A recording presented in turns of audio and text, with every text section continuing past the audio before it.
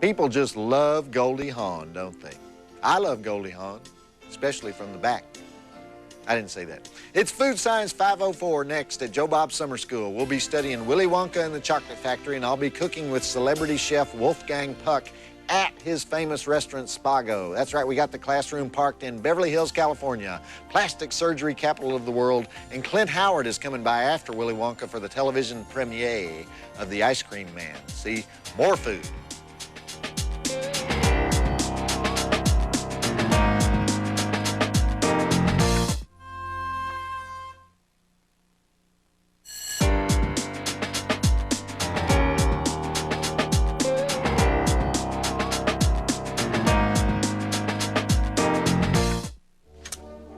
Trip time, and aren't you excited? I'm Professor Joe Bob, and tonight's class here at Joe Bob Summer School is Food Science 504, the prerequisite of which is eating 101 and piling the dishes in the sink 203, so I hope you've all completed those. We've got the classroom parked out in front of the famous Spago, because we just rolled into L.A., and Super Chef Woflgang Puck is going to teach yours truly to cook tonight. We'll also be watching two great culinary films, Willy Wonka and the Chocolate Factory and the horror comedy Ice Cream Man, starring tonight's second guest lecturer, the awesome Clint Howard. So, okay, here's the overarching philosophical food science question that I want to deal with tonight. Dessert. Okay? When did dessert become so hysterically funny? Why is it that every time I go to a restaurant, the waiter comes sniveling up to the table like a guy in a Cheech and Chong movie saying, "You guys need some stuff, man?" You know, what he really says is, you aren't going to believe what we have on the dessert cart tonight.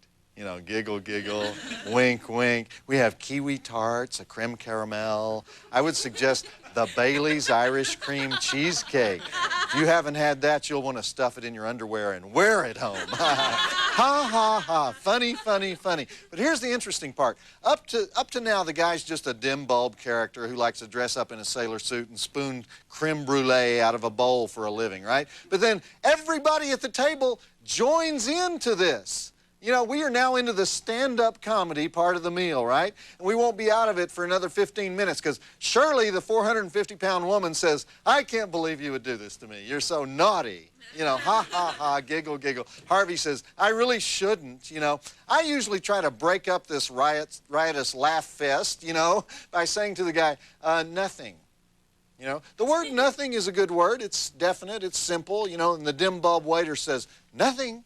Are you sure? Not even a little flan? How about one of our peach tarts? You know, what am I supposed to do? Beat him up?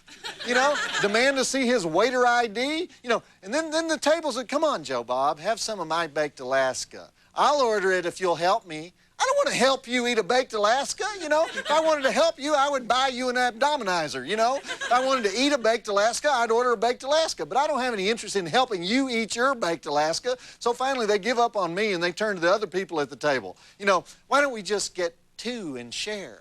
You know, how about one tort and one chocolate mousse? And Shirley, the warthog, she says, "All right, you talked me into it." You know, laugh, laugh, laugh, guffaw, guffaw. Because you see, nobody talked Shirley into it. It was Shirley's idea in the first place. And then they bring the stuff and everybody spears it with these tiny forks off of everybody else's plate. And then they comment on every single bite. You know, "Oh, this is so sinful. This is better than sex." You know, let me point something out to you people. Food is not sinful. Food is not better than sex, right? It's something you eat. Food is food. You know, in Latin, pabulum est pabulum. And there ends the lecture portion of Food Science 504. We'll be entering the lab, also known as the Spago Kitchen, at the first break, where we'll learn to cook from the world-famous Woflgang Puck while we watch one of the most requested films in the library, Willy Wonka and the Chocolate Factory. But it's not the kiddos who request that movie, it's the goofy grown-ups. This is one of those movies you get at the video store to watch with your kid, but only because you want to watch it. And let's get it going. We'll be moving inside to the exclusive Spago at the first break. And don't forget Clint Howard of the very talented Howard family. Ron Howard, of course, and then their father, Rance Howard, who also turns up in movies around here. Anyway, Clint, a favorite of mine for years, will be here for our second flick, Ice Cream Man. Go. Want to win a free video of some obscure horror movie you've never heard of that some guy in West Virginia made in his basement? Of course you do. That's why umpteen jillion people have discovered our Find That Flick contest. If you've never heard of it, forget it. It's too complicated to explain on TV. But you can find out all about it on our Monstervision website at tnt.turner.com/Monstervision. And I'll give you one clue. If you're one of those guys who never leaves his apartment except to rent videos, this contest was designed to give heretofore unrealized meaning to your life. Play the Find That Flick contest at tnt.turner.com/Monstervision. Back to Joe Bob Summer School and Willy Wonka and the Chocolate Factory on TNT. Okay, Professor Joe Bob here, and we're now in the kitchen of the world-famous Spago restaurant because we had dinner here and it cost $9,000, and this is the only way for us to work it off. I'm kidding. We're here because my guest lecturer, the famous chef Woflgang Puck, doesn't want me to be seen in the main dining room. Absolutely. You look like you belong in the kitchen already. Ladies and gentlemen, the inventor of the California-style pizza and a lot of California-style food in general, Mr. Woflgang Puck. Hi, how are you? Welcome. Good to see Wolfgang, you. you know, we don't have a lot of guys in my neighborhood named Wolfgang. No? So you're not from here, are you? Well, I'm not from here. I'm from Austria, actually. I live in the southern part of Austria. Okay. And I always love to eat pizza. And I think what is better than at home? You turn on your TV and eat a little pizza. That's so right. I'm going to show you how to make it right. Tell me the truth now, before we cook here. If I walked into your restaurant, what kind of table would I get on a weekend? What's tougher, weeknights or weekends? No, I think you have to make reservations. But you know what is important is once you know the maitre or the manager, or if you know me. Well, I know you now, right? Now you know me, so it's easy. You don't have to wait. We'll give you a table anytime. But it's better. But I just have this measly little cable show, so where would my table be? I think it's an important television show because you show all these movies about food, and that's the most important thing. Okay, well, I'd rather be here in the inner sanctum, the actual Puck kitchen, where you're going to show us how to make one of your famous pizzas, right? We're going to make one here. Here's the dough. Okay. You ready? Yeah, Okay, I'm ready. here you take the dough. Oh, because I do this so often. And you do in my like me, cheap like walk that. up You stretch it. apartment. See, like that? Stretch it. Okay. Very good. And then you go like this. Okay. So it's really easy. And all of a sudden you have a pizza. Well, yours got bigger than mine really quick. Look, up. We almost caught it. Oh, it's still here. Oh, okay. All right. So you want to stretch it nice and thin, you know, not too thick. You can see my fingers through it? Uh-huh. All right, perfect. Let's put a little flour here. Okay. Go one more, Cass. Very good. Look at that. Wow. If you don't make it on television, you always can come and work with us here. Okay. We always need good pizza people. All right, next thing is we're going to put a little olive oil. Olive oil. I love olive oil. Okay. And naturally cheese. So you take, for yours, a little cheese. All right. Sprinkle it nicely, and then you can put on whatever you want. I like a little tomato. You like tomatoes? This is for my son. You can look here. All this stuff? We have peppers, leeks, mushrooms, whatever you want. Or you take a few What's tomatoes. that? This is lobster for our salad. I'm going to show you that later. Okay, so tomatoes. One of my favorite things is prosciutto, so I always put a little prosciutto. It gives a nice salty, peppery taste. All right. Okay. And something we started years ago is goat cheese. This is fresh goat cheese. It's really good. Goat cheese. And not make just a mountain. This is not a pizza mountain. Oh, You sorry. Spread it out a little bit. All right. I was going vertical there. Okay. Okay, just put a few more things. Maybe a little bell pepper. Roasted pepper. Pepper's good. Okay. Okay. And That's it? A little basil. Oh, you put on some. I put a little bit too. And let's put a little cheese on top. That's it? All right. All right, so now we have to bake it. Okay. And this is our microwave here. You see with the big flame in here? Yeah, okay. All right. So we're going to pop this baby in the oven. Pop the baby in the oven next and break, cook it. right? It takes about 5 minutes. Okay. Going That's back to Willy Wonka and the Chocolate Factory. All right. One. There we go. That is a humongous oven. Okay, here we have another one. You see, it's important that it slides on your pizza paddle here so you can get it in. Go in nice and slow. Great.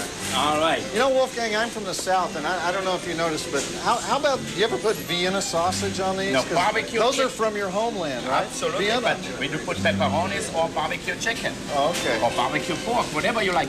Barbecue goes actually very well with the pizza. So Okay. you won't go hungry in the South either. All right, I believe you. All right. When you enter the caption contest and you don't win, do not write us a letter saying his caption sucks. Let's be good sports about this, okay?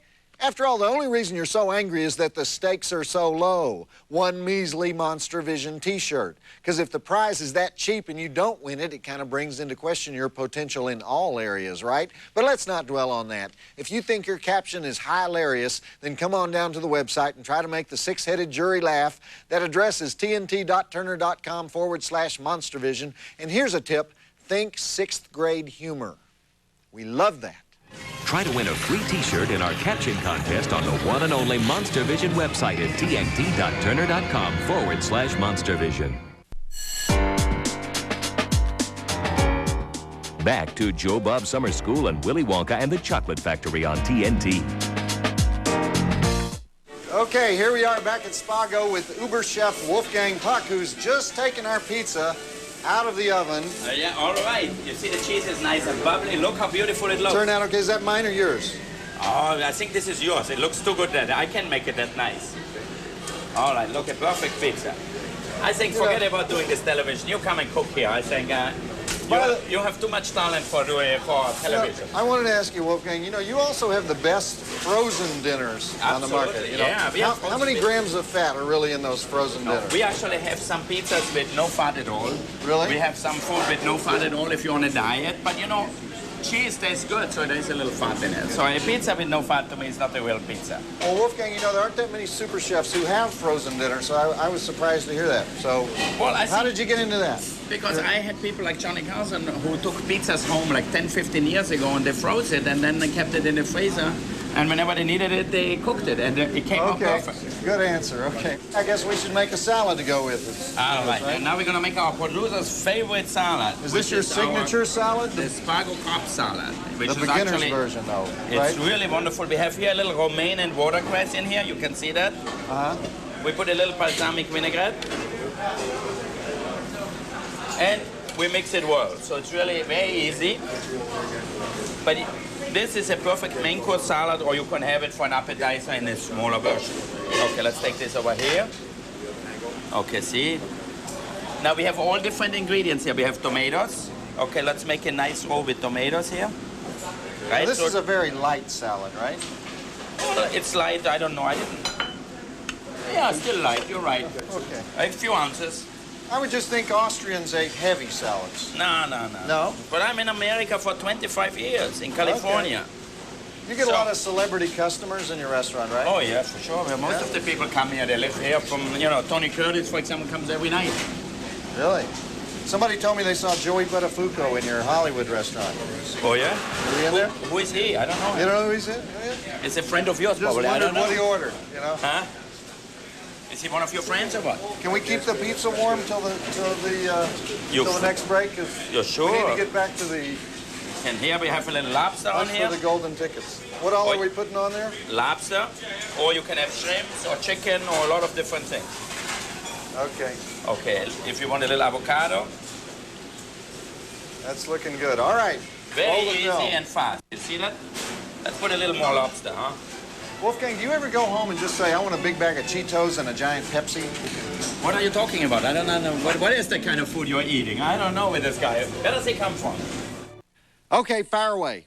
I can take it. Hit me with your best shots. You're going to reduce me to tears, aren't you? You're going to emasculate me with your mail, as usual. But if you got something to say about tonight's movie, or me, or the mail girl, or the war in Kosovo, then I invite you, because I am a masochist, to contact me at my personal email address, monstervision@turner.com, or you can visit the Monstervision website at tnt.turner.com/Monstervision and send a crushing, mean-spirited email from there.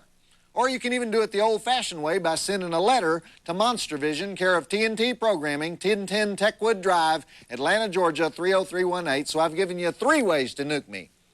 I would remind you, God is watching what you write. Visit the Monstervision website at tnt.turner.com/Monstervision. Back to Joe Bob Summer School and Willy Wonka and the Chocolate Factory on TNT. I love that dance sequence with Jack Albertson. The studio wanted to bring it out in the streets, but the director of Willy Wonka, Mel Stewart, wanted the movie to be as realistic as possible, so they did it in the room around the bed, even though it was a big pain in the butt to shoot.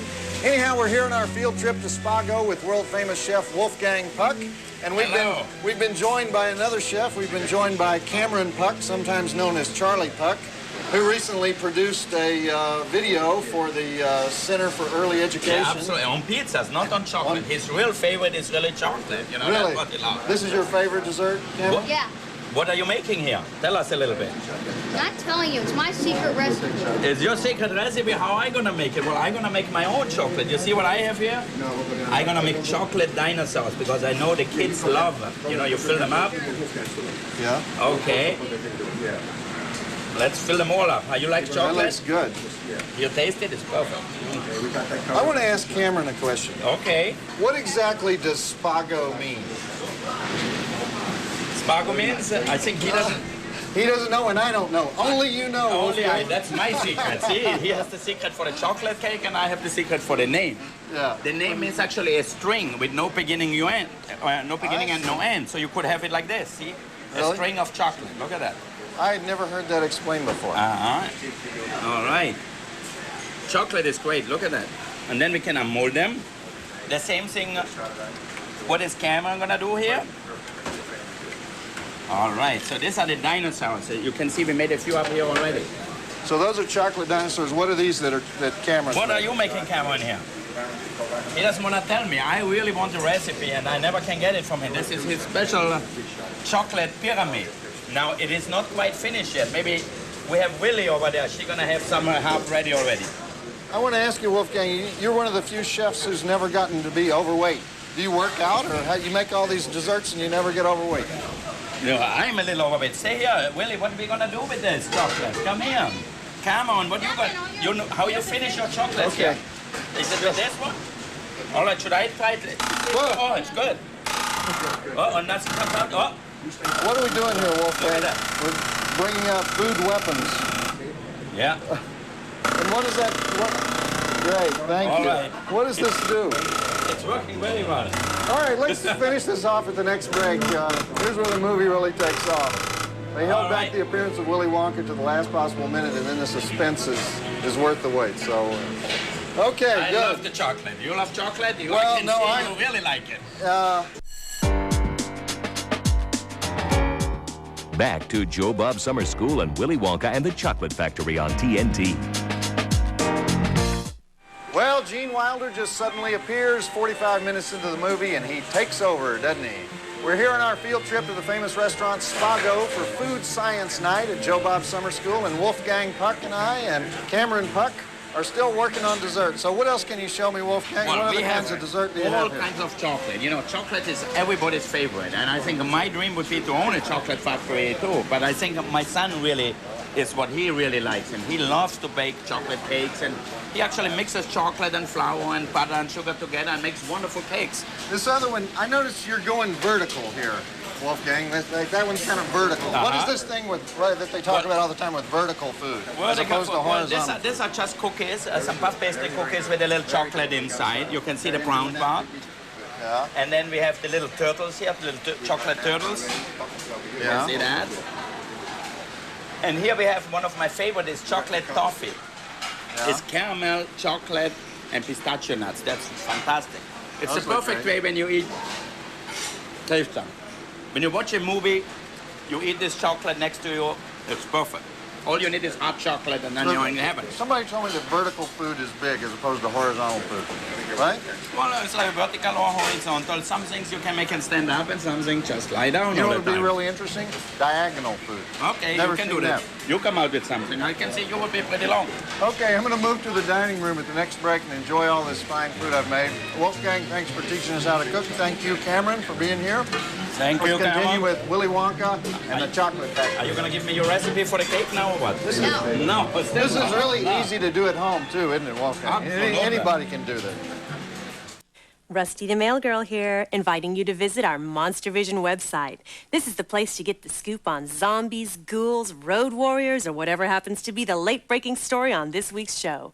Check out our Playmate of the Week, or try your luck at the Monstervision caption contest and win a free t-shirt. Or visit Joe Bob's mailbag page where you can see your favorite fan mail of the week. To find us on the internet, go to tnt.turner.com/Monstervision. I'll be waiting. Visit the Monstervision website at tnt.turner.com/Monstervision. Back to Joe Bob Summer School and Willy Wonka and the Chocolate Factory on TNT. Oompa loompa doompity-doo. We have a perfect puzzle for you. Love those Oompa Loompas. I'm now in the dining room of the world-famous Spago restaurant, about to enjoy the delicious pizza that I just made with Woflgang. And thanks. That's the presentation. Anyway, it was pretty hard casting all those midgets as the Oompa Loompas.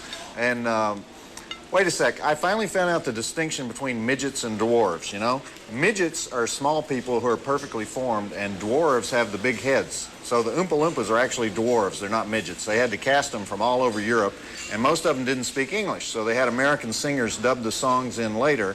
And the message of the Oompa Loompa seems to be that if a parent lets a kid get away with bad behavior, then the kid should be disposed of. So I think this is why a few of the reviewers said the movie is mean-spirited and too dark. Well, history has proven them wrong, so let's continue with the totally unpredictable Willy Wonka and the Chocolate Factory. And don't forget, the affable Clint Howard is joining us for the second movie tonight, Ice Cream Man. So let's try this pizza. Okay, so class, what have we learned so far? Pizza rules, right? That's right. Think you're funnier than Joe Bob? Who isn't, right? But can you prove it? Then enter the Monstervision caption contest and try to make the six-headed jury laugh. And no, I'm not one of the heads. What do you win if you slay them with your caption? How about this incredibly collectible t-shirt? To play, go to tnt.turner.com/Monstervision and look for the caption contest link. And may the best man, woman, or mutant win. Everyone's eligible. Oh, except Joe Bob. We've heard enough from him, don't you think? Play the Monster Caption Contest and win a free t-shirt at tnt.turner.com/Monstervision.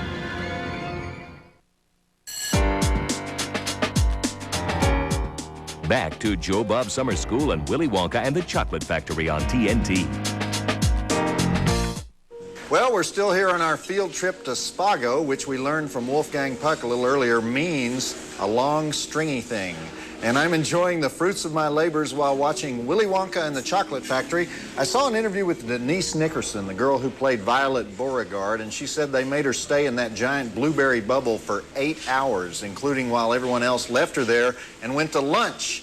And speaking of food, thank you very much. My salad. All right. I'm not normally a salad person. I think lettuce is basically for cows, but Woflgang Puck helped me with this one, so I'll dig into this. And anyhow, Jack Albertson wasn't having any fun on the movie either. Apparently the reason he looked scared in the fizzy lifting room is that he was in enormous pain. He was suspended by black wires against a black background, and at his age, it was kind of an ordeal, but all in the service of his art. So back to Willy Wonka and the Chocolate Factory, and stick around for actor Clint Howard, who will be with us for our second flick, Ice Cream Man. Where's the guy with the giant pepper mill? I love that part. I want one of those enormous, I want a pepper mill like this. You know that thing that looks like a Pakistani birth control device? It's just like huge. Joe Bob, I saw this movie in 1984, and it had a girl in it, and she's sitting by this tree. What movie was that? People, we have got to have more information than that when you're submitting something for the Find That Flick contest. Now, normally, if you give me a plot description, I will know the title of the movie you're trying to remember. But if I can't answer it, hundreds of my fellow drive-in mutants can, because I got fans that watch 32 movies a day. They never leave their apartments. So to find out how to play and all the free junk you can win, visit the Monstervision website at tnt.turner.com/Monstervision and look for the Find That Flick contest. Joe Bob, I saw this movie with a talking bear in it and Morgan Fairchild naked. See, that's a description I can work with. Visit the Monstervision website at tnt.turner.com/Monstervision. Back to Joe Bob Summer School and Willy Wonka and the Chocolate Factory on TNT. Okay, Veruca Salt. That actress is named Julie Dawn Cole, and her song and dance number, I Want It Now, is definitely the bratty highlight of all the bratty behavior in this movie. Julie Dawn Cole still works on the British stage, and in London television, she was in EastEnders, which is on PBS. Okay, it's dessert time, and you know, as we were talking earlier, how everybody can't really, this is one of those things that we did before. I think this is what Cameron did, actually, but you know, everybody can't order dessert without having a 15-minute conversation about it. You know, I'll order it if you'll split it with me. You know, why don't you bring some extra forks? Well, I don't want to split it, and I don't want any extra gouges out of my dessert with other people's forks, okay? I'll order something, and you know what I'll do? I'll eat it. Okay. All right, extra forks. All right, I might as well cover what the other kids are up to. This was the one and only role for the kid who played Charlie, Peter Ostrom. He became a veterinarian. Michael Bollner, who played Augustus Gloop, is now an accountant in Germany. Denise Nickerson, who played Violet Beauregard, became a nurse and then a housewife. And Paris Themin, or Mike TV, does all kinds of things, including hanging out at the Wonkamania conventions. Warner Brothers Studio just got the rights to do a remake of the movie, and the rumors are that Nicolas Cage might play Willy Wonka. I don't know if I can see him singing Pure Imagination, but they didn't know Gene Wilder could sing when they cast him either. Anyhow, time for the wonderful conclusion to Willy Wonka and the Chocolate Factory, directed by Mel Stewart, who has been a guest on this show a couple times. And speaking of guests, Clint Howard, the star of our next movie, Ice Cream Man, will be joining us in a bit, so roll the film. And I'm getting out of here because there are 3 camera guys, a boom operator, some audio guys who are about to dogpile this dessert. So guys, just wait till I'm out of the way, okay? And now, Joe Bob Summer School and Ice Cream Man on TNT. And so ends Willy Wonka, with Charlie accepting the keys to the Chocolate Kingdom. I should point out that that wasn't originally how the film was supposed to end. The last line of the script was actually, yippee! But Mel Stewart, the director, didn't think that was good enough, so he held everybody on the set in Germany, and he called the writer, David Seltzer, at a bar in Maine, and he told him that he had 1 minute to write a final line that summed up the whole picture. So Seltzer comes back to the phone a minute later, and he gives him what has become one of the most famous ending lines in film. But Charlie, don't forget what happened to the man who suddenly got everything he always wanted. What happened? He lived happily ever after. So, all right, we're back out in the lecture hall, and that movie was kind of a change of pace for us. For those diehards who've been thinking there's something wrong with their cable, hang around for a couple minutes here, because we have guest lecturer Clint Howard joining us to talk about all his excellent movie roles, including the one in our next flick where he plays the nice man in the white coat who drives the ice cream truck and sometimes makes special flavors out of the body parts of murdered children. Is this sick or what? This is sick. Of course, that's why we love it. But before he joins us, I want to remind you that next week is the last week of Joe Bob Summer School. It's Recreational Geography 207, and we'll be watching National Lampoon's European Vacation and The Great Outdoors, and we'll be joined by producer Matty Simmons, who was one of the creators of the National Lampoon, and travel expert, are you ready for this? Robin Leach is going to be here next week. And then the week after that, yes, the rumors are true, we're moving out to L.A. for good. So we're going to Hollywood, and our very first show is something extra special. I'll tell you about it later. Okay, we're still studying food science here, so let's continue the lesson with the world television premiere of Ice Cream Man. It's that old tale of the neighborhood ice cream man whose goodies include all kinds of yummy things like cockroaches, mice, and eyeballs from previous customers. Let me put it this way, don't order the Rocky Road. Clint Howard usually plays wackos, but this is definitely one of his wackoest roles, so let's do the drive-in totals. We have 7 dead bodies, 1 dead dog, eyeball chewing, waffle iron to the face, head on a cone, heads on ice cream scoops, ice pick through the mouth, kung fu, and the special effects in this thing are surprisingly decent. I give it 3.5 stars. It's also one of the shortest movies we've ever shown, so if you don't like it, it'll be over before you know it. So, roll the film. And don't forget that the ice cream man himself, Clint Howard, will be here in just a few minutes. Clint also happens to be Ron Howard's little brother, and he's in all of Ron's movies, which means he's experienced the full range of on-set catering. He goes from beanie weenies to caviar and back to beanie weenies. So let me tell you, if I had to put up with caviar, I'd be throwing some major hissy fits, though. So is Clint in the house? I think he's in the house. Clint!